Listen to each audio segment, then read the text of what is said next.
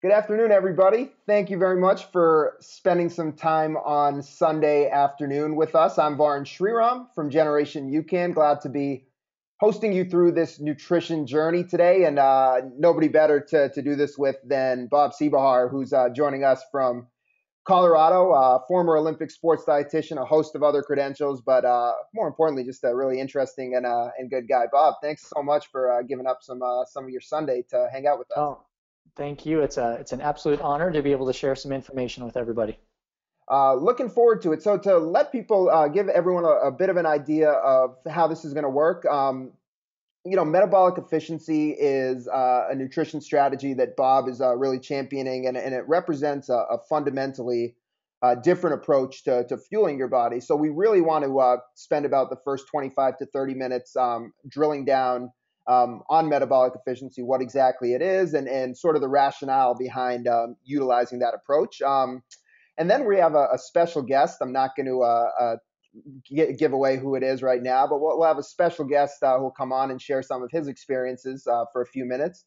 And then certainly we'll talk a little bit about UCAN as well, how it fits into the principles of metabolic efficiency. Bob will share some of his personal experiences with well. We'll talk through some of the science. And then towards the end, I know there will be a lot of questions. We'll leave a few minutes to answer as many questions as we can. So let's get rolling and really dive into metabolic efficiency and what it's all about. So, Bob, with your background as a sports dietitian and working in nutrition, I wanted to give you a bit of a chance to share with people who you are and what your experience in nutrition is.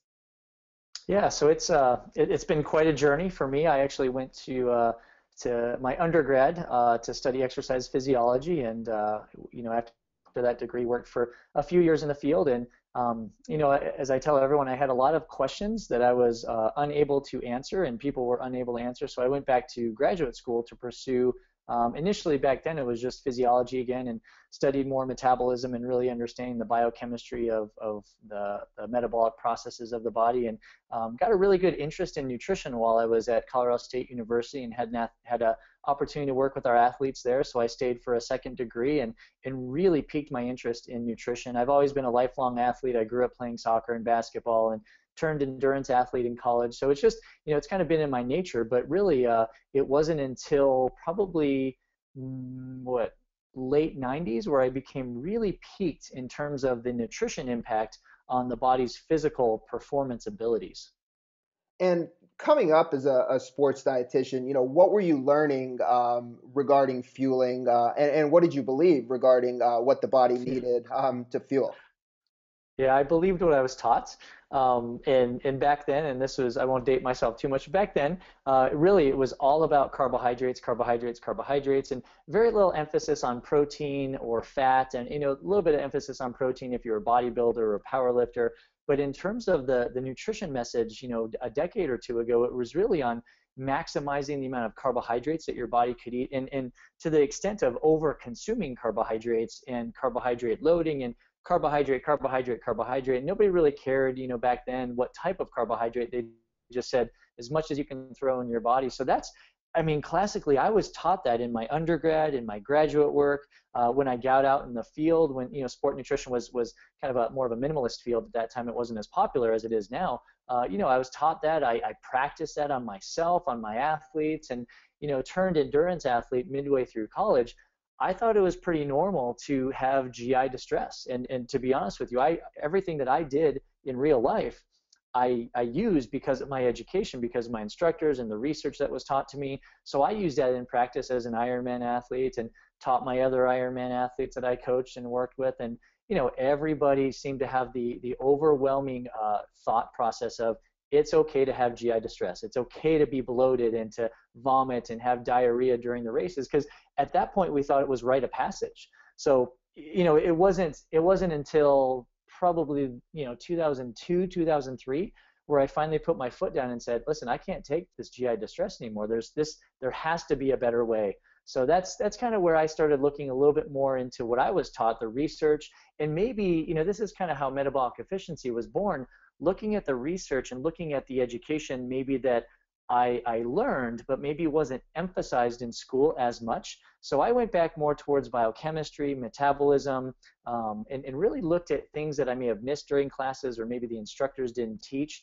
And that's when metabolic efficiency was born, because it's born out of science. It's born out of the crossover concept that basically says, your body utilizes fat, it utilizes carbohydrate. While we have different amounts, we know we can teach our body to burn more fat and preserve our glycogen stores, but nobody ever taught that. Nobody never decided to put that in a learning objective. So that's kind of where I've taken it and caught speed with it since, this has been in my mind since 2003. I developed the concept in 2006. So this is the 9th year that metabolic efficiency has really been out in the public. So that's a great kind of look at where this all developed, and it's interesting. We're hearing more and more about metabolic efficiency in I guess more mainstream areas over the last maybe year, 2 years. But it's fascinating to know that this is something that didn't just sort of burst on the scene out of nowhere. This is something that a lot of the groundwork, as you mentioned, has been being laid for several years. Bob, before we move on, just one real quick logistical thing here. I had a handful of people mention that they were having a bit of trouble with the audio, and could be by virtue of the individual connections. But anybody in the audience, if you guys can just shoot a message in the chat and give us a thumbs up or thumbs down, yes or no, whether the audio is working well, that would be good to know just from a handful of people. Okay, I have a lot of people saying the audio is working just fine. So this will be recorded, so we can assume the recording is going to be perfectly fine. And I apologize if you are having some troubles with the audio now, but you will, for registering for this session, receive a full recording in your email afterwards. So thanks to everybody. Wow, thanks to everybody for chiming in that the audio is working good. Makes me feel a lot better. So, Bob, moving on. With the traditional method to fueling, which really relies primarily on carbohydrates, what are some of the limiting factors when you're utilizing that approach to fueling? Oh yeah. So and it goes back decades, right? Just feed carbohydrates. And I'm not here to say carbohydrates are bad. By no means we need carbohydrates. What's important to note is that we don't need as many carbohydrates because our body has copious amounts of fat stores, and we have very limited amount of carbohydrate stores or glycogen stores. So to note, as you see on the slide, the number one nutrition limiter to any type of athletic performance, it's not hydration, it's not vitamins and minerals, it's not sleep. It is depletion of carbohydrate stores or glycogen depletion. So if you play that game, if you just look at the basic numbers, and at most we can store 2,000 calories of carbohydrates in our body. At most we can store, I guess not at most, but unlimited storage of fat. So that's an upwards of 80, 90, 100,000 calories of fat. So obviously there's a little bit of a dilemma there. If we can prevent glycogen depletion, or if we can slow glycogen depletion, we can actually improve performance. And you ask any researcher out there, they'll tell you glycogen depletion will impair athletic performance. So again, the metabolic efficiency concept is very simple. It's teaching your body to burn more fat and keeping your carbohydrate stores longer, or preserving them longer. And it's a very simple thing to do, which we'll get into later, but you do it through food. There's not a special pill or supplements per se. You do it basically by balancing your blood sugar.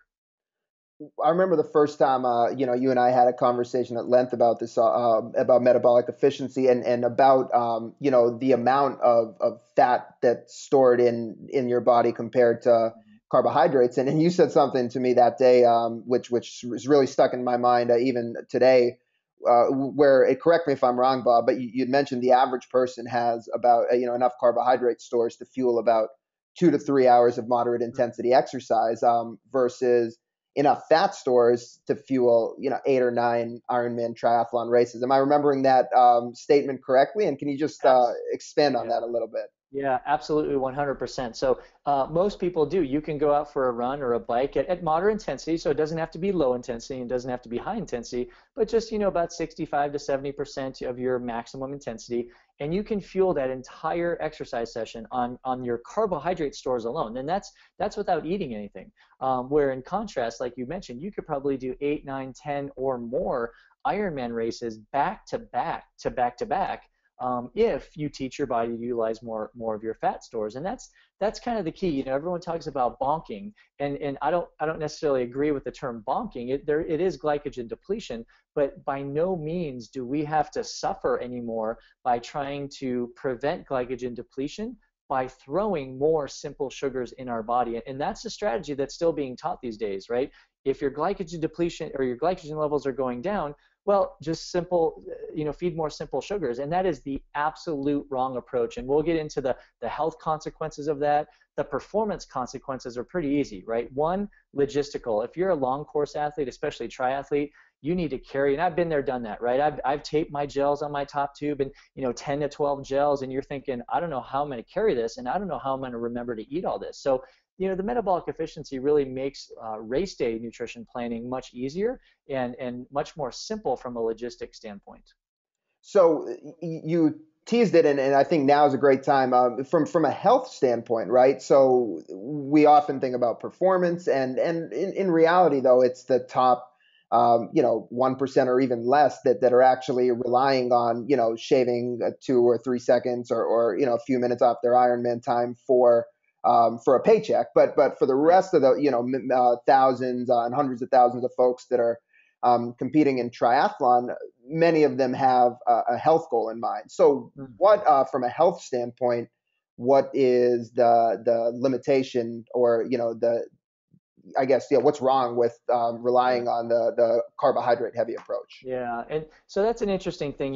With a lot of the people I work with, athletes and people who don't qualify themselves as athletes, but they're still athletes. They're still participating in events and training. A lot of these guys and girls aren't focusing on their health, and that's been a mantra of mine for the past 8 to 10 years.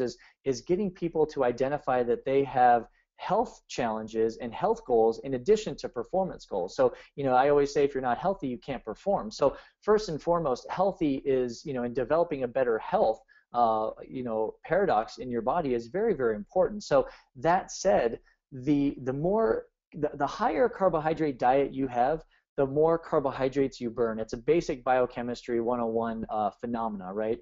And besides that, though, so some athletes have argued and said, well, if I eat more carbs, I burn more carbs. Who cares? Why should I focus on that, or why should I be worried about that? Well, the health impact of that is the more carbohydrates you feed your body, the higher your blood sugar goes, right? And you can see this from the slide. The higher your blood sugar goes, the more insulin that is secreted from your pancreas. Now, the pancreas is really, really good at doing its job until it's overworked. Once the pancreas has to repeatedly be stressed over and over again trying to secrete insulin to handle the high carbohydrate load, the high blood sugar, then what happens is it goes into a pre-diabetic state or possibly a diabetic state. So what we see now is higher carbohydrate diet, more simple processed sugars equals a higher blood sugar equals more tax on the pancreas equals predisposition to cardiovascular disease, obesity, some cancers, certainly diabetes. So there's a lot of things that are involved with uncontrolled blood sugar. And you get uncontrolled blood sugar by inappropriating your carbohydrates to your protein to your fat. So that's why, this whole mantra is changing in the nutrition and sport nutrition field, right? Carbohydrate loading is going out the door. This super high carbohydrate diet going out the door. In fact, a lot of people are now subscribing to less than 45% of their total calories as carbohydrate, where even just a few years ago, athletes were still following 65 to 75% of their total calories as carbohydrates. So times are changing. We know the bad guy per se is not fat. It's actually simple processed carbohydrates. So we need to really get a control on this carbohydrate intake. And Bob, when you talk about blood sugar imbalances, this might be just a simple point to highlight. But what exactly does blood sugar mean? I think a lot of people that are coming into this newly, sometimes you think of the idea of blood sugar and you hear it in the context of people with diabetes. But just for the general person, what does blood sugar mean? And again, you reiterated it, but maybe to reiterate, why do we need to care about controlling our blood sugar, both from a health perspective, like you talked about, but also from a performance standpoint? Yeah, so looking at blood sugar, so when we eat food, that food goes into our bloodstream, it gets processed, gets metabolized, and some of that food will actually via the bloodstream will raise blood sugar. So as you can see on the graph here, that rise in that orange curve, that's the rise in blood sugar, right? Our body, that's a normal response. It's not like we're trying not to have a rise in blood sugar. What we're trying to do is decrease the height of that blood sugar rise. So instead of that spike, that sugar spike, if you will, that blood sugar spike like you see on the screen, we're trying to control that. So we're trying to keep that blood sugar even keel. There will be some ups and downs and ebbs and flows, but whenever it spikes, not only does it overwork the pancreas to secrete insulin, and from a health perspective, I just discussed what that could predispose you to, certainly a lot of disease factors and metabolic syndrome. From a performance standpoint, if you have high blood sugar, then you have high blood insulin. Inside your body, insulin actually, I'm not going to tell you the biochemical pathway that it does this, but insulin reduces the body's ability to burn fat. It actually decreases this thing called lipolysis, or the breakdown of fat. So from a performance perspective, and not even performance, from a health perspective of trying to lose weight, trying to lose body composition, or trying to change your body composition to lose fat, if you constantly have a high blood sugar spike, you turn off your body's ability to burn fat. If you turn off your body's ability to burn fat, you're not going to lose weight, you're not going to decrease your body composition or your body fat percentage, and what you're going to do is continually overtax your pancreas and continually burn carbohydrate instead of fat. So from a health and performance perspective, makes absolutely no sense to have these large sugar spikes like I personally was taught 10, 15 years ago. It's absolutely ludicrous these days.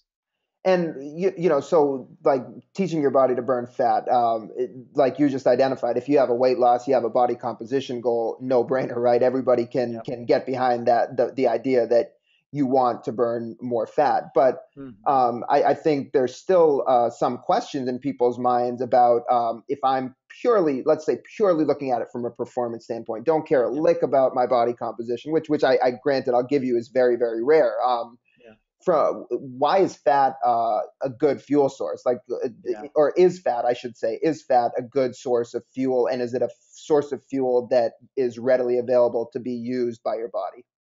Yeah, absolutely. So, especially for our long course athletes, those doing half Ironmans, half marathons and above, we can, as I alluded to earlier, you can teach your body to use more fat. But here's the thing: most of the athletes that I've worked with, they'll come off of eating anywhere between 200 to 400 calories, usually simple sugar calories, sport drinks, gels, you name it, per hour of training or per hour of activity.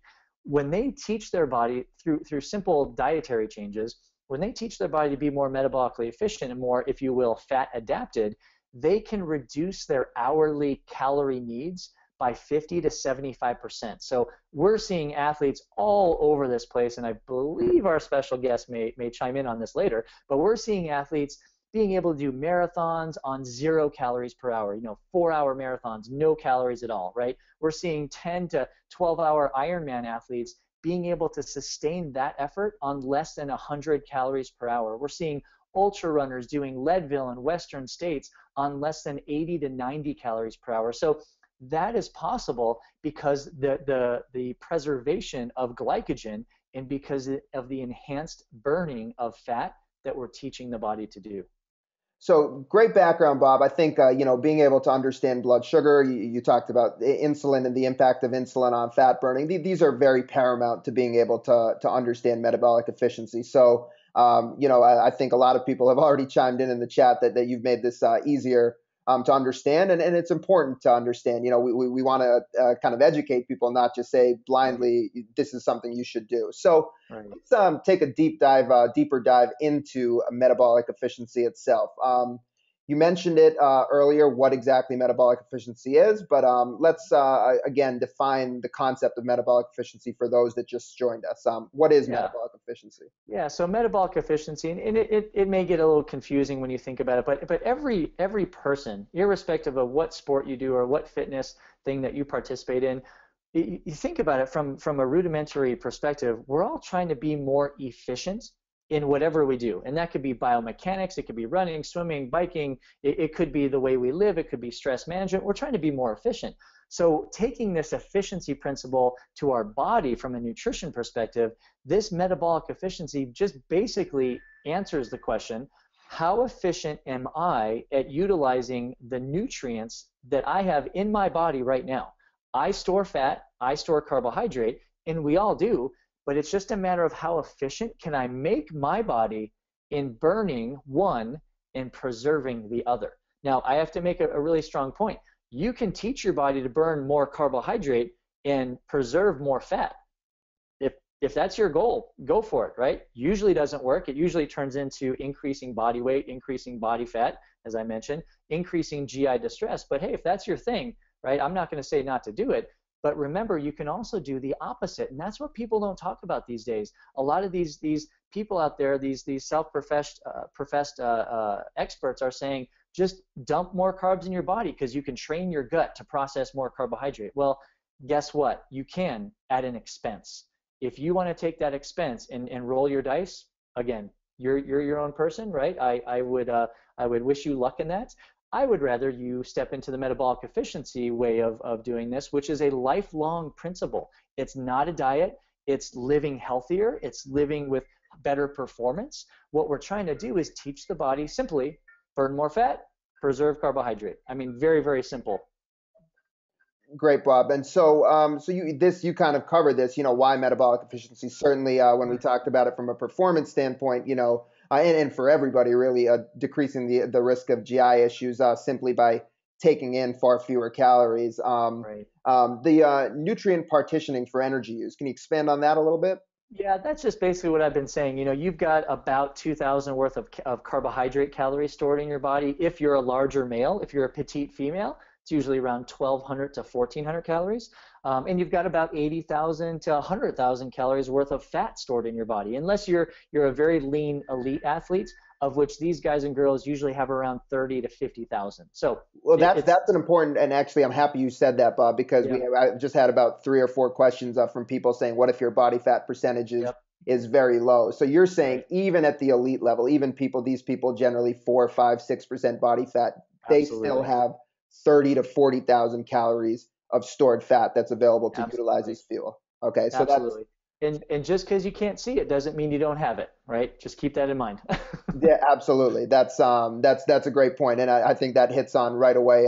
That's something that people often wonder. And then regarding the improvement in body weight and body comp, we talked about that as well as the health markers when it comes to chronic disease states. So we're going to, we're definitely going to transition here in just a moment about how UCAN fits into this whole picture. I know there's a lot of questions there, but what are some strategies you can leave people with to improve their metabolic efficiency from a dietary standpoint? I think often when people think of training their body to burn fat, they kind of look at working out at a lower intensity for a long period of time, right? But you're talking something totally different. You're talking about not from a training perspective, from a nutrition perspective. Exactly. And here's what's important, that myself and my colleagues over the past 9 years, we've been measuring this, we've been testing this, right? Putting it not just anecdotally, but measuring it with metabolic carts and getting quantitative data. What we found is that to improve your body's ability to burn more fat and preserve carbohydrates, nutrition, your daily nutrition plan accounts for about 75% of this equation, right? 25% is your aerobic training. So I don't want to discount aerobic training. I do want to set the record straight in saying you do not have to participate in starvation training. So you don't have to wake up at dark 30, starve yourself, go for a 4-hour bike ride, right? That's not it. The whole concept here is controlling blood sugar, right? So yes, you can teach your mitochondria to be more efficient in the beta oxidation pathway.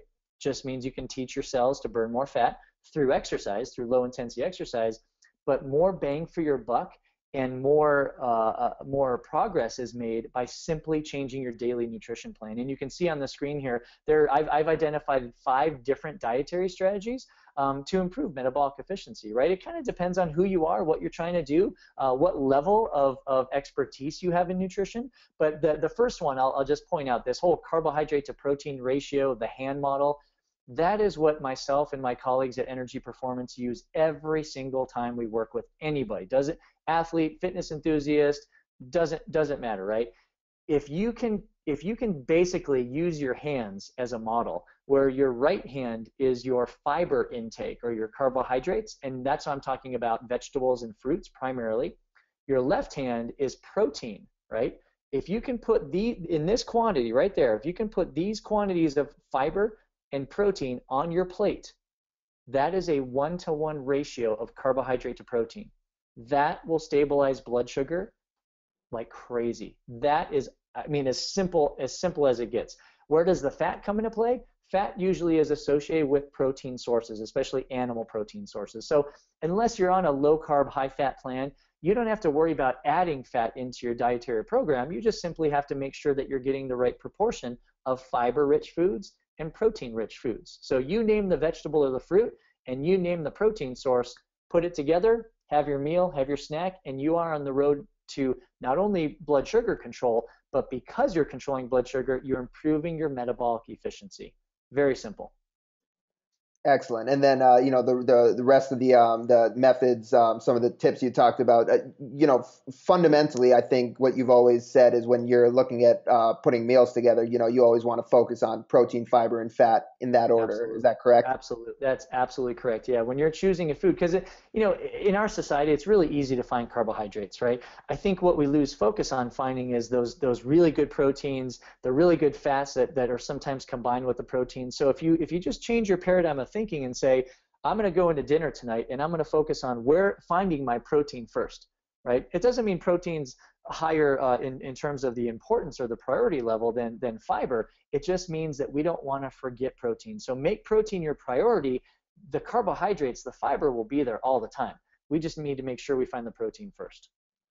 So, Bob, let's transition a little bit from metabolic efficiency into UCAN and tie this all together. And you certainly were one of the key factors why UCAN even exists. And I'd like to kind of take us back to that time. I want to quickly just give people, as I cycle through a few of these, just give people a fundamental idea of where UCAN started and Yeah. what it really is, and then we'll talk about your personal experience. Yeah.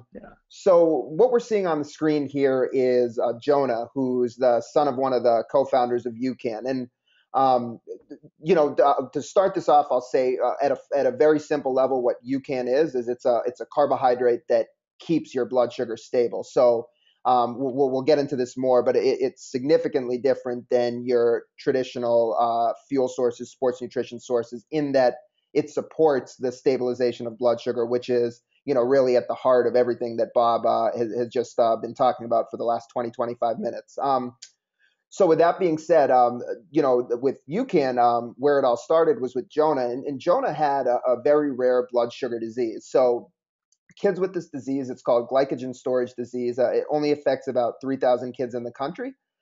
They're unable to convert stored carbohydrates into glucose to give them energy. So when we all, eat a carbohydrate, our liver breaks it down, converts it into glucose, then it releases into our bloodstream to give us energy. With Jonah, he wasn't able to do this, couldn't break these carbs down. But if he didn't consume any carbohydrate, then these kids would become severely hypoglycemic and they'd have very, very low blood sugar. So really what Jonah's family did or were doing, from the time of his birth is they were actually feeding him just regular Argo cornstarch that you can buy at the grocery store. They were feeding him this every 2 hours. And basically the idea was that cornstarch has a slower burn. It breaks down slower than some other carbohydrate sources. So he was able to take in a large enough dose where it would keep his blood sugar steady for about 2 hours at a time. But anything beyond 2 hours, he'd have to take in another dose. So his parents were essentially feeding him cornstarch every 2 hours, 10 to 12 times a day, including waking him up 3 to 4 times in the middle of the night to feed him this cornstarch. So it was a very stressful life. There's actually a interesting documentary on YouTube called Life by the Clock that talks about the dilemma these families faced. So Jonah's family, they were very proactive. They started a foundation in 2000. They contacted the World Health Organization, all various carbohydrate researchers, and they eventually started working with a team of carbohydrate researchers at the University of Scotland who began looking at all different types of carbohydrate sources. And their effort was to find what they deemed to be the world's best carbohydrate. Now, in the context of Jonah, the best carbohydrate is something that would break down slowly over a long period of time and deliver steady blood sugar, which is what we've been talking about, and can also be translated to mean steady energy. So they looked at, for 8 years, they looked at all different types of carbohydrate sources. They looked at tapioca, barley, wheat, rice, grain, different types of starches. And eventually they found that starting with non-GMO corn as a starting ingredient, they put this corn through a 40-hour heat moisture process. They just cooked it with heat and water over a very long period of time, and it actually changed the structure of the carbohydrate. The starch became an extremely long chain glucose molecule, very, very complex carbohydrate that broke down extremely slowly over a long period of time and basically maintained steady blood sugar for a long period of time. So for Jonah, this was really represented a life-changing solution. He was able to take in about a 75 gram dose of this superstarch, which kept his blood sugar steady for 8 hours. So it allowed him to sleep through the night. For those of you that have used the UCAN products, that's roughly equivalent to about 3 packets of the UCAN. So that was what Jonah was taking prior to sleeping at night, and it gave him that slow bleed of carbohydrate. So it really could have all ended there, but 2007, 2008, some of the founders of UCAN, they were trying to figure out like what other applications would this carbohydrate have, who else could benefit from a nice slow release and that blood sugar stabilization. And one of the first people that was contacted to figure this out was Bob, who was at the University of Florida at the time, their sport dietitian. And we had gotten in touch with Bob, and Bob, I'll kind of let you take the story over from there. So what do you remember about when you were contacted by UCAN and asked about your opinion of the implications of this carbohydrate? Yeah, it was interesting because I'm sure you and the listeners can imagine. In my field, I get emails, I get calls from all sorts of new companies, and try my product. It's the best thing on the planet. It's going to change everything. So I'm a little apprehensive when it comes to answering these questions. But Peter at UCAN was intriguing, right? We spent some time on the phone, and the things that he was saying resonated with me, and a lot of from what I was saying earlier in this webinar was with GI distress and blood sugar control, and I was at the time really exploring this metabolic efficiency and the science behind it and really developing the concept. So it really came at a great time, but he was relentless. We had our first call, and I told him, I said, basically, I need proof, right? I need some research. So for what you're saying, I need you to back that up. So the research came from the research study that was done. And for myself, I needed to understand it more. But I told Peter before we left that conversation, I said, Peter, if what you're saying is true and you can prove it, I guarantee it's going to change the entire sport nutrition field and the way sport dietitians and coaches and athletes and athletic trainers and strength coaches. It's going to change the way we approach nutrition with athletes and even non-athletes, because at that time I understood the health complications and the health implications also. So it just blossomed from there. I think that was one thing I really respect for Peter is the fact that he followed up with me. He wasn't a salesperson. He was providing me information, providing me research, and it just kind of blossomed from there. After I got the information in my hands and I looked at it myself, I tried it and tried it on my athletes as guinea pigs, and it just blew up from there. It's probably one of the most positive influences that I've had in my sport nutrition career. And it's funny because this is a product, right? We were never taught about it. We were never taught about these biomechanical or biochemical pathways. It's a product that came to market, but that has science behind supporting what it does. And for me, I'm a real life sport dietitian. I'm not in the lab, right? Real life applications, it proves it. Athlete after athlete after athlete. I've never had an athlete where UCAN has not worked. So I'm singing its praise. And Bob, what you just said is actually, to sing your praise for a moment is the impetus behind what really pushed UCAN to formulate this carbohydrate into sports nutrition product. That statement that you just made about, changing the way sport dietitians work with athletes and the way they view sports nutrition without that validation from somebody in the field and from somebody that was working with so many athletes. Perhaps nothing would have ever come of it. But you referenced the research study, and I wanted to just pull up two graphs here on the screen. What we wanted to do before we, brought UCAN and formulated the SUPERSTARCH in sports nutrition is we wanted to test SUPERSTARCH against maltodextrin. And maltodextrin, and Bob, actually, you know what? I'll let you say that. What is maltodextrin, and where does one find maltodextrin? Yeah, so maltodextrin is a complex carbohydrate, complex starch, and I mean, you name the product, it's probably in it, right? So we've got, I mean, back in the days, maltodextrin was the primary sugar in a lot of these sport nutrition products, and it was really, I guess it was the defining sugar, if you will. Everyone thought it was complex, so it broke down slowly. It didn't cause a blood sugar spike, insulin spike, but obviously the research that was done with maltodextrin versus the SUPERSTARCH, the UCAN, kind of proved a little differently, right? It made people scratch their heads and think a little differently.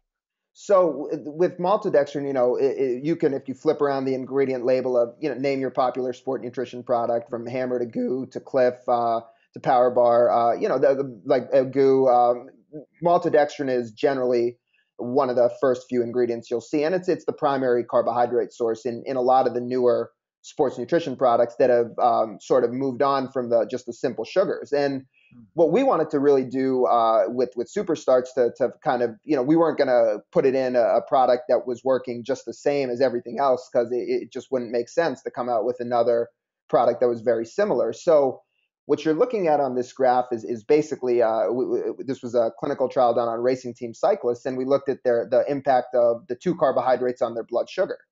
So with maltodextrin, you see that, you get that big spike. Then about 30 to 45 minutes in on the x-axis, you get that big drop. And that blood sugar drop is generally a trigger that it's time to refuel. So why do people fuel every 30 minutes, every 20 minutes, every 40 minutes, whatever it may be? It's generally because that's the time where their blood sugar is dropping. And it's a trigger that I need to get more fuel in. With the same dose of SUPERSTARCH, which you see that's fascinating, is first of all, there's no spike. So the calories don't enter your body all at once. You actually get them slowly over a prolonged period of time. And because there's no spike, there's never that significant drop off. So what's kind of cool to look at here is with the same dose of SUPERSTARCH compared to maltodextrin, 2 hours later on the x-axis, your blood sugar is still right around baseline, right around where it started. So what does that really mean? That means for about that 2 hour period of time, when your blood sugar is relatively stable, your energy is also very steady. So that was really kind of the first significant aspect of UCAN and SUPERSTARCH and how it was different from maltodextrin. The second significant thing was the impact on insulin. And Bob, I'll send this one over to you to kind of, so how does UCAN from an insulin standpoint differ from the impact that maltodextrin might have on insulin? Yeah, absolutely. And remember back what I was talking about earlier, whenever you consume a sugar product, no matter what it is, you usually have a rise in blood sugar, rise in blood glucose, and then an accompanying rise in insulin. And remember what I said, high blood sugar, high insulin, you turn off your body's ability to burn fat. So what you're looking at here, that spike, is that maltodextrin, right? That little red line down there is the SUPERSTARCH, is the UCAN. So what we're seeing, it makes sense, right? Everything that we've always told athletes, fuel every 30 minutes, and that's what the gels say on the back of the packet, because that's what happens, right? I mean, we can see the insulin response, the blood sugar response. So what we have here is now kind of the changing of the guard, right?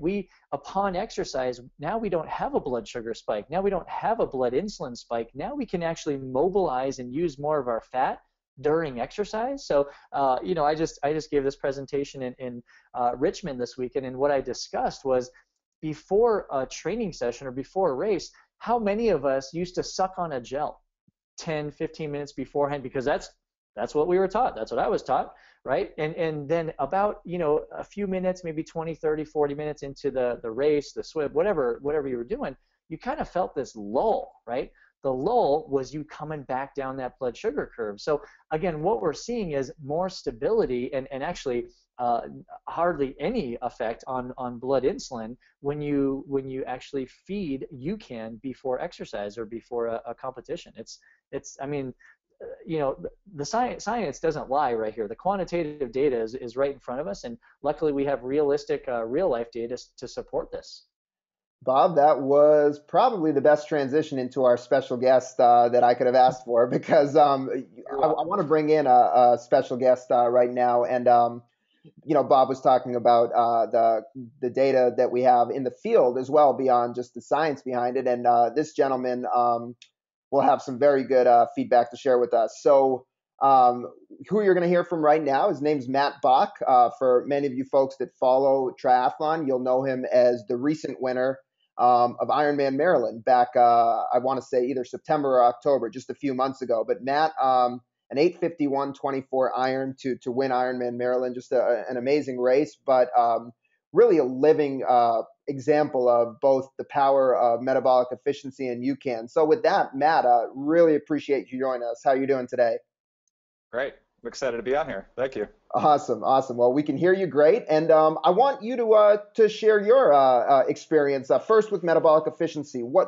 How did this idea of metabolic efficiency even come on your radar? Why were you interested in the approach? Yeah, a training partner of mine, her name is Nikki Schock. She was being mentored and still is being mentored by Bob. She started her own business fairly recently in teaching metabolic efficiency, and I started asking questions, because I had heard that she started her own business, and I was, kind of just asking her, what it's about, and she started telling me some crazy things like Ironman people doing Ironman in under 100 calories an hour. I'm like, that's ridiculous. And then, all these different things. I started asking her and drilling into it as deeply as I could, and just asking tons of questions. She probably hated me for a while. I was just so skeptical and curious about it. But eventually I said, all right, I'm just going to give it a shot. What's the worst that can happen? So I started working with Nikki. This is about 3 months before Ironman Maryland. So Ironman Maryland was in September. I started working with her over the summer, sometime in June, July. So that was the beginning of it for me. And from a dietary standpoint, what were some of the we'll talk about fueling during the race and in training, but just overall diet, what were some of the fundamental changes she had you make to what you were doing previously?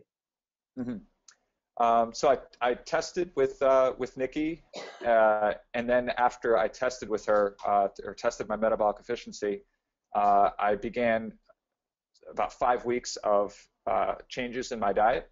And the main changes were sort of a shift in the amount of carbohydrates I was taking and the timing of them. So I was taking them in sort of in tandem with a lot of protein and different healthy fats.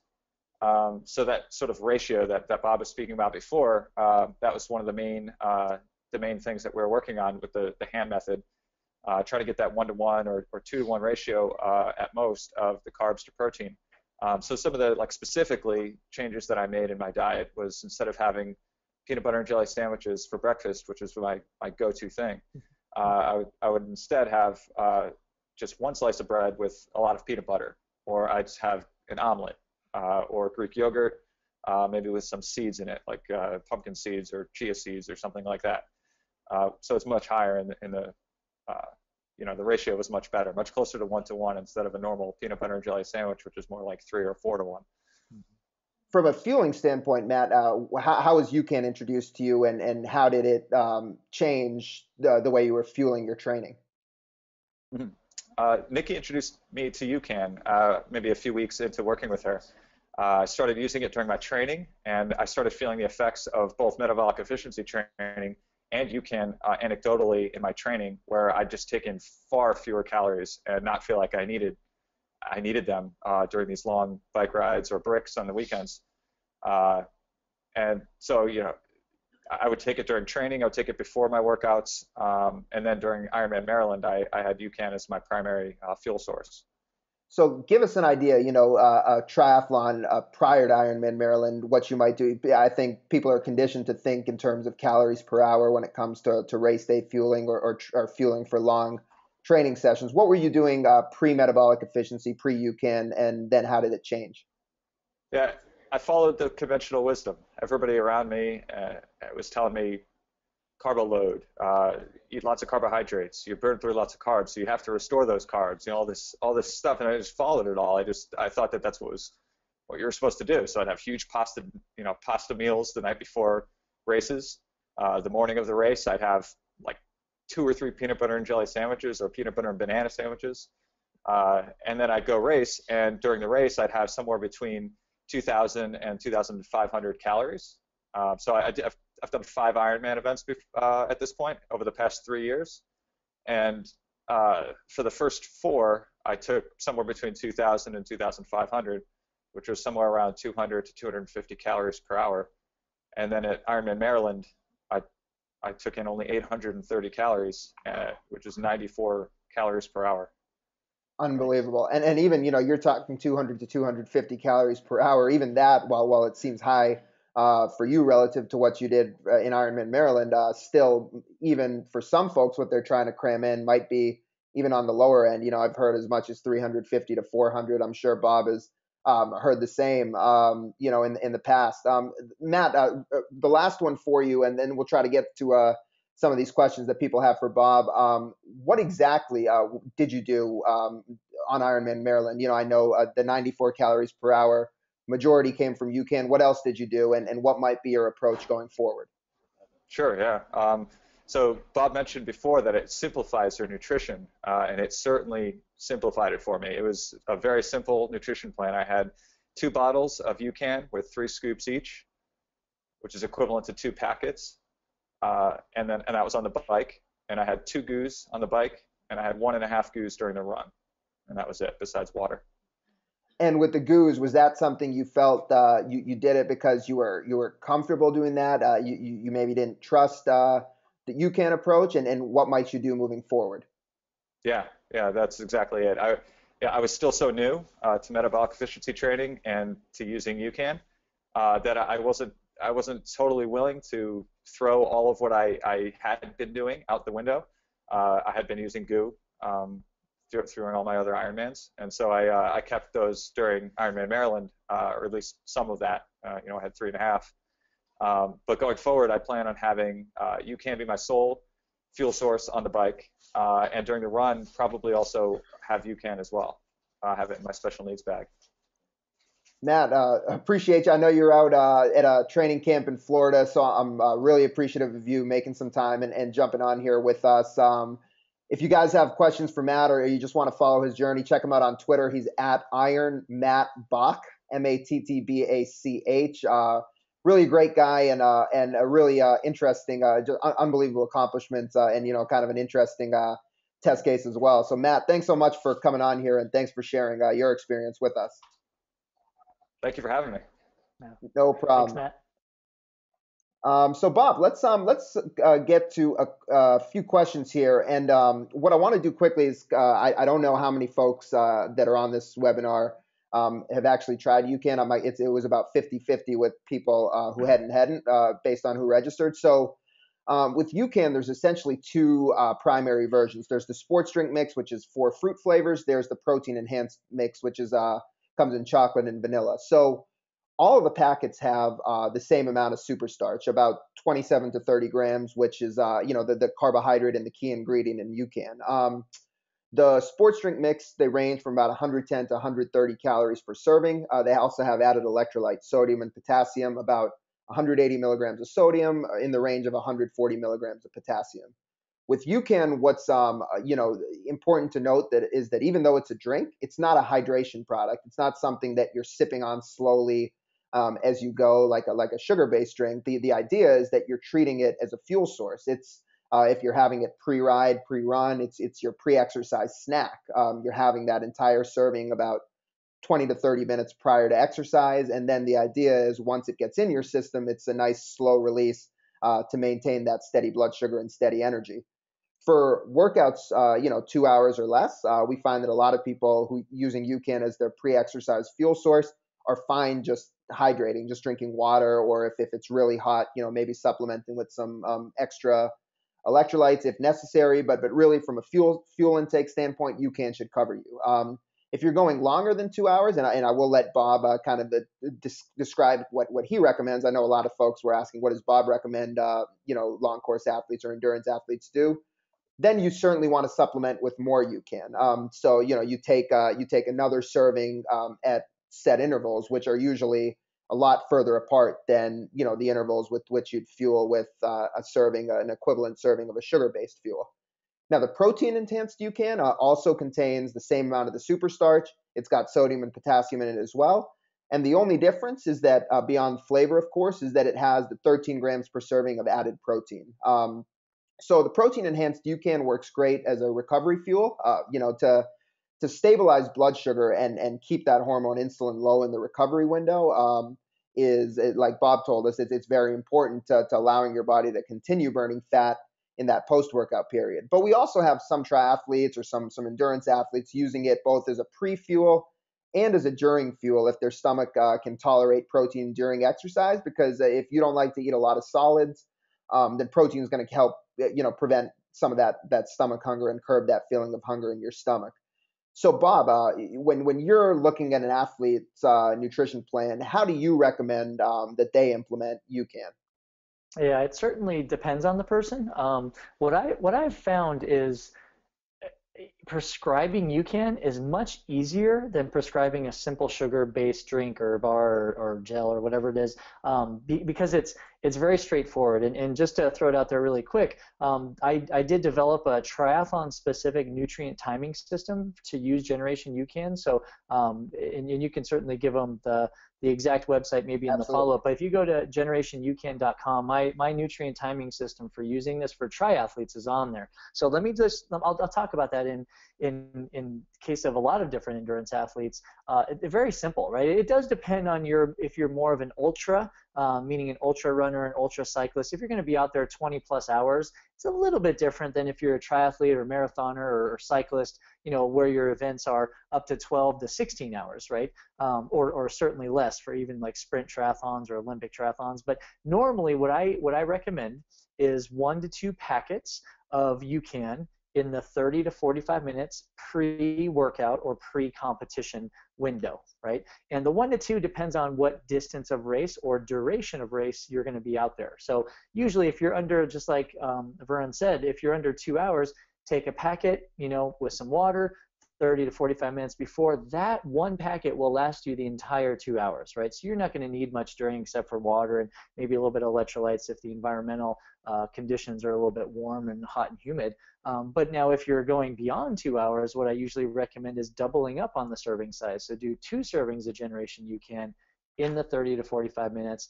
Then we start talking about that 2 to 3 hour window is the tricky one, right? Because we talked about, remember, glycogen depletion. We can exercise for about 2 to 3 hours worth of moderate intense exercise with our glycogen, our carbohydrate stores. So what I say is if you're going longer than 3 hours, at about that 2 to 2.5 hour mark, that's the time to redose with UCAN. And just 1 serving, right? Just 1 serving.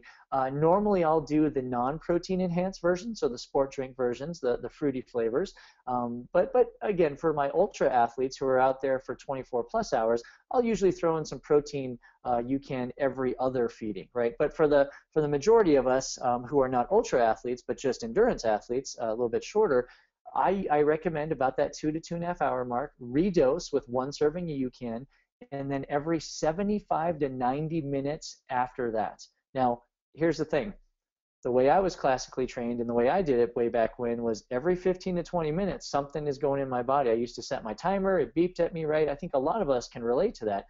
You don't need to dose with UCAN every 15 to 20 minutes, right? So I think that's really important to understand is because the effects, the biochemistry of the cornstarch, like Varun mentioned earlier, you need to dose it a little bit longer. So 60 minutes, 75 minutes, 90 minutes, that is what we see the most applicable use for endurance athletes right now. Now, I will say this.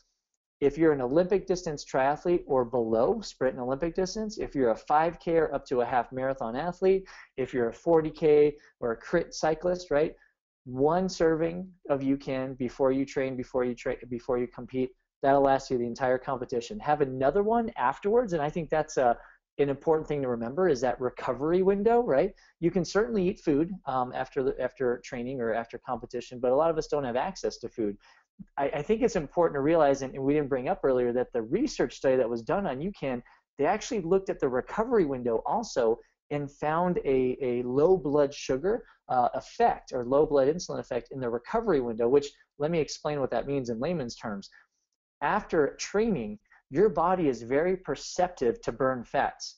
If you dump a lot of simple sugar carbohydrates in your body, you turn off your fat burning response after exercise, right? So think about it. You're trying to lose weight, you're trying to manipulate your body composition. It makes no sense to feed your body an enormous amount of simple sugar carbohydrates. If you can, use one serving of UCAN before and after, you are optimizing your fat burning capacity, if you will. Very important point, Bob. And how does that compare to, say, something like chocolate milk, which might have 20 to 25 grams of sugar that, we're hearing about all over the place as a great recovery fuel? Right. Yeah, and I think it's important to understand when we talk, like the chocolate milk effect, the recovery effect, is they're looking at the sugar content, right? So they're thinking recovery of glycogen stores, right? Think about this whole concept now as you've heard it today. If you're training your body to burn more fat through metabolic efficiency, right? You're putting protein and fat and fiber together in your daily nutrition plan. You're using Generation UCAN. What you're doing is you're preserving your carbohydrate stores while you're training, while you're competing, which means afterwards you end up with more carbohydrate stores.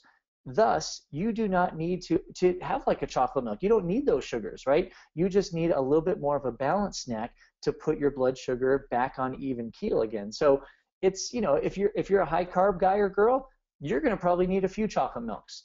That's not what we're trying to promote here, because that's putting your hormone levels up and down. That's imbalancing your blood sugar. It's really not creating a positive environment in your body from a health or performance standpoint.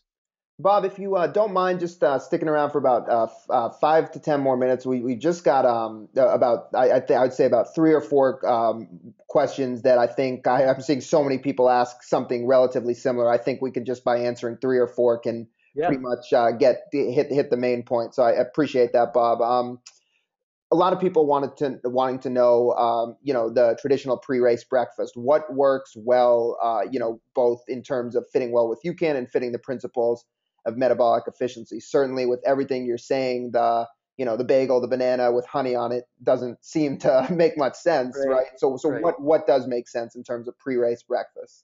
Yeah, with the whole concept of metabolic efficiency, the beauty of that is you apply that in your daily nutrition plan for months before your race. So you actually figure out your race day nutrition plan throughout training. So there's no, I've had some athletes all over the board, right? I have some athletes doing smoothies. I'll have to say probably the smoothie is the most popular pre-race breakfast for athletes, because it's fluid, so it hydrates you.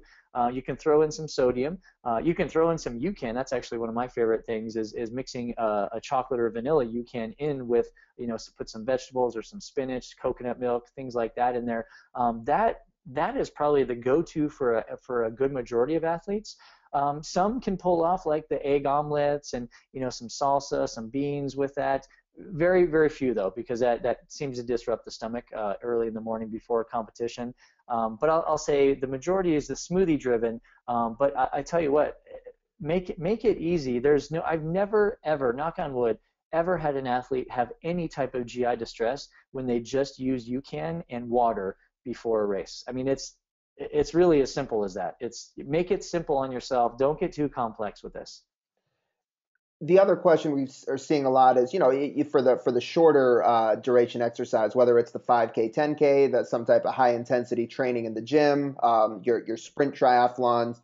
A lot of people are asking, both with UCAN and in terms of fat as a fuel source, people are wondering, is fat only good for fueling moderate intensity exercise? Don't you need carbohydrate for high intensity exercise? Right. Great question. And as you remember, I think I spoke about briefly earlier, your body utilizes fat and carbohydrate at different intensities.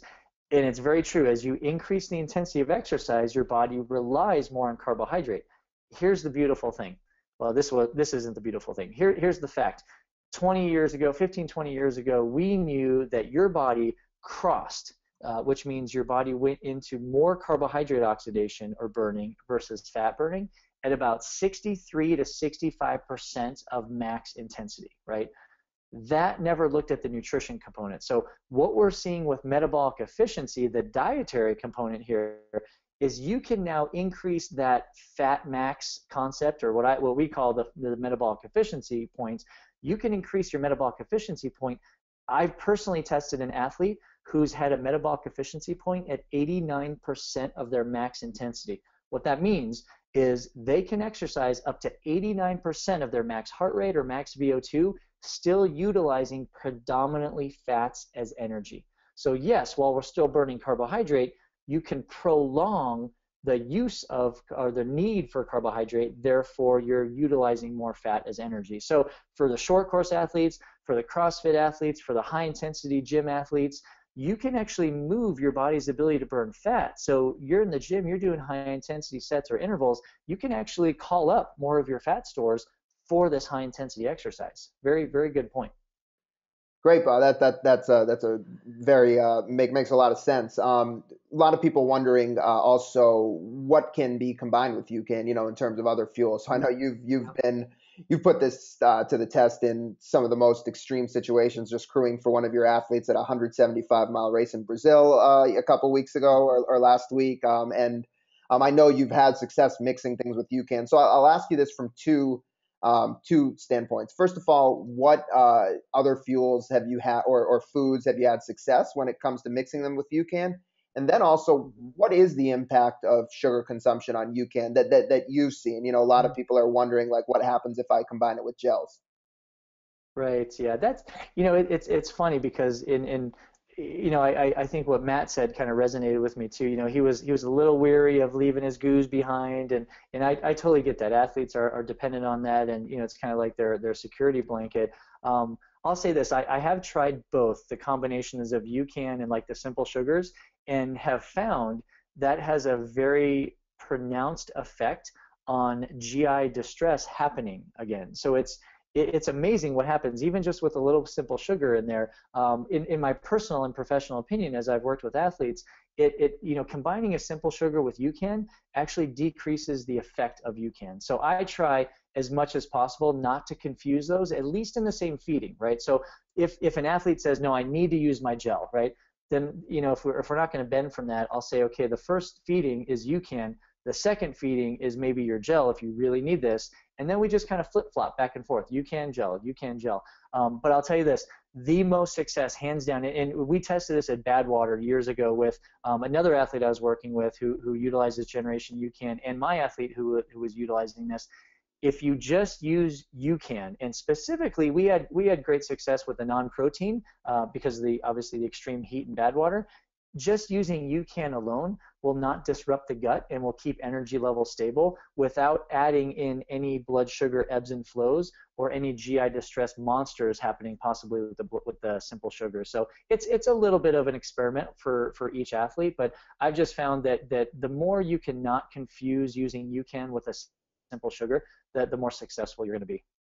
And and one of the things to mention too, in terms of portability, and a lot of times why people might switch over to a gel or something is simply the convenience factor, right? Or they just want something from a format standpoint. What we haven't mentioned is that the amount of water we recommended, if on the previous product slide, 8 to 12 ounces of water per serving, but that's purely personal preference. The amount of water you mix with UCAN has no impact on how the product works. So you could certainly mix it thicker. You can make it a gel. Because we are talking about not sipping on this and dosing with it relatively quickly, a lot of people like to concentrate, multiple servings in their bike bottle. And then every 75 to 90 minutes, as Bob said, they might, if they have 3 servings in their bike bottle, they might just slam a third of that bike bottle. Bob, we had a couple people, and we have the slide for this. A couple of people are asking about I guess a newer study that came out that you're familiar with. Can you just tell us, what this new information that you were presented with was, and kind of your take on it? Yeah, sorry, I'm laughing because I know. It's kind of funny, and I won't bore everyone with this, but yeah, the data came out last year in 2014, and actually the data has already been out for years. What's happened is they made it a little bit sexy. They put in a nice graphic. You're like, ooh, that kind of, it's very eye appealing, right? It's catchy. It's important that this particular study that was repeated essentially with the messaging has been out for a few years, and it's basically saying it's a nutrient timing system for carbohydrates, as you can see, and basically saying the longer you exercise, the longer duration, the more carbohydrates you should put in your body, and that's complete rubbish. I mean, the longer you exercise, the more risk of GI distress you have happening. Now think about this, and I didn't talk about this. When you're out there exercising, you have this thing called the blood shunting response, right? So when you're exercising, the blood from your gut is going to your working muscles, your arms, your legs, depending on what is providing you locomotion. The longer you're out there, the more blood shunting. The more calories you're putting down here, the less blood it has to process because you're running or biking or swimming, right? So it's actually the exact opposite of common sense, right? The more calories you put in your body for long duration exercise, the more risk you have for GI distress, the more risk you have for going to the bathroom, the more risk you have for bloating, right? So while this data came out yet again, I think it's important, and I can't read it in the small print here, but it says, let me try to read this really quick. These recommendations are for well-trained athletes. I have no idea what a well-trained athlete means, right? There's no definition of a well-trained athlete. It also says that these recommendations should be adjusted downwards if you're not a well-trained athlete. So we have no idea. These recommendations are I don't want to say they're false, right? They were proven in a lab on male cyclists between 18 and 35 years old, and this was done, a handful of years ago. But don't be confused by these nice graphics. It was republished again, and just don't be confused with this, because there's not a lot of data to actually support this in real life. And that's the key. We still see these articles popping up and these people writing about these things, but they have absolutely no basis for it. They may have seen it in the lab, but it's not working in real life, or vice versa, right? I think with what we're talking about today, we've got proof in the lab and proof in real life, and those coming together are very compelling evidence. Very good. That pretty much covers those. The last thing that I'd leave you with is, outside of endurance sports, what are some of the other applications you've seen for UCAN? And really, when I say when you've seen for UCAN, it's really, I'm kind of asking you, like, what are the other applications for keeping your blood sugar stable, right? Because at a fundamental level, exactly. That's really why you're using UCAN. You're using it to keep your blood sugar stable. So where else could people implement this throughout So their day? here's the interesting thing. Like, you name the person, right? I mean, use my mom as example. She walks. She tries to do some yoga here and there, right? She utilizes the concept of metabolic efficiency. She also uses UCAN because she loves it, specifically the chocolate and vanilla, right? Like before workouts. But think about this: the aging athlete, the athlete who is not an athlete, who just wants weight loss. They want to find a good snack. They don't want to snack on a handful of nuts or whatever because the high calories. So what we're looking at is the use is very applicable across all ages. Kids, you see my shirt, right? I work with a lot of kids and a lot of teenage athletes, runners, triathletes. Kids need to be taught metabolic efficiency. They need to be taught how to pair their nutrition together, right? That is a key effect and a key concept that we're missing here with kids specifically. Can you use UCAN with kids? Yeah. I mean, it's a starch. It's basically a food product, right? It's a nutrition product. So, personally with my oldest son, who is a triathlete, that is his go-to breakfast before triathlons, because we've tried a lot of different food combinations, and because of his stress level, his butterflies in his stomach, UCAN is the only thing that sits well in his stomach before training, before a competition. So, you name it, right? I work with our U.S. Olympic sailing team. They're utilizing UCAN because they're like endurance athletes. They sit out in the water for 4 to 6 hours, right? They need controlled blood sugar. So I don't think there's a population you can't use this with, to be honest with you. Wonderful. And exactly. I think as the importance of stabilizing blood sugar comes to the forefront, you can just think that anytime keeping your blood sugar steady, is sensible, which is really all the time. UCAN is one of the options that you can have in order to do so. And many times in the context of exercise, right, it becomes, I guess, one of the more convenient options, because certainly if you don't have the ability to pair the proper foods together, in the method that you identified to stabilize blood sugar, then just, dropping the packet in water and having it before exercise Will work very well. So Bob, I'll leave people with a couple things, and I'll just give you the floor, just to share, where people can find out more information about you, and kind of more of the things that we've been talking about. But for everyone, really appreciate you joining us. I will just say that there's probably over 200 questions in the chat, so I know there was some stuff we didn't get to. We tried to do our best to kind of answer the questions that most people had, but certainly you all have my email from signing up for this webinar, and certainly feel free to fire away at me. I've talked to Bob about a lot of this stuff in length, so I could certainly point you to different resources we have that have been written by Bob that'll answer your specific questions. We also have team of dietitians on our staff as well that we'll be happy to work with folks, if it's something that I can't give you the answer to. So certainly there's that. Also, stay tuned to your email. In the next few hours, you will receive a full recording of this entire session, and many of the slides that were appearing on the screen will also be included there as well. And then finally, as a big thanks to everybody that joined us, you will be getting a special offer in your email as well, as a thank you for being part of this webinar. So all of that will be coming your way here in the next few hours. And finally, what I would just leave you with is, we talked a lot about using UCAN for endurance fueling, but certainly we've had people say, could I use this before strength training? Could I use this in the middle of the day? We have people asking us that in the chat. And so I think what Bob said just highlighted that, but really anytime, whatever the type of workout is, anytime that you're going into a workout, you want steady blood sugar. You're going to get the most out of your workout. You're going to feel the best from an energy standpoint. So UCAN works great for endurance sports, but it works great for 45 minutes of strength training in the gym. It works great for 30 minutes of speed work on the treadmill. You name it. It's basically just a fuel source that guarantees you that nice, even, and steady energy for a prolonged period of time. And it's also something that's very easy on your stomach. So from a high intensity exercise standpoint, that works great. You don't want something that's sitting heavy in your stomach. Bob, you mentioned your shirt, the Kids That Try shirt, doing a lot of work with youth triathletes. I know we have a lot of parents listening in. If people want to know